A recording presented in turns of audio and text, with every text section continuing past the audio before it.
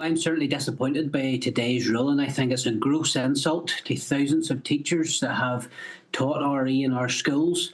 It's very, very important that we protect the Christian ethos that exists in many of our schools right across Northern Ireland. And my eyes now are looking to the Education Minister to give us clarity and also to step in and protect those schools that have been teaching RE with a Christian faith and a Christian base. It's important that they are protected through this. But very, very disappointed with the ruling today from the Supreme Court.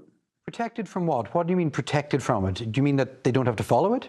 No, it's very important that those schools that have a Christian ethos are allowed to continue to teach RE, that are allowed to continue to teach Christianity in schools, because I think that's a very, very fundamental and important point here in Northern Ireland. Where is my rights as a Christian? Where is my rights that when I send my kids to school that they will be taught RE from a Christian-based perspective?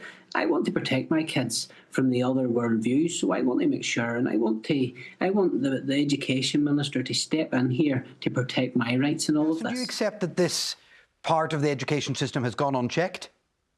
I certainly believe that the education system, the control sector, as I said earlier, was born out of the 1920s. It came from Protestant churches. That needs to be respected.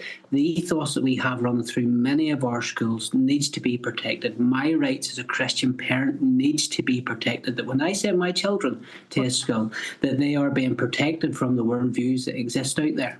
What you're talking about protecting, though, is a Christian dominance.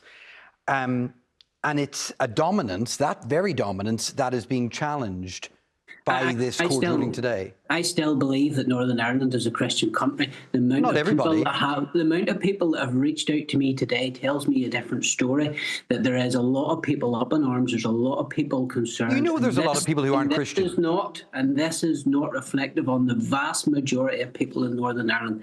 This is a very topical issue, this is a very big issue, and this is something that is concerning a lot of parents.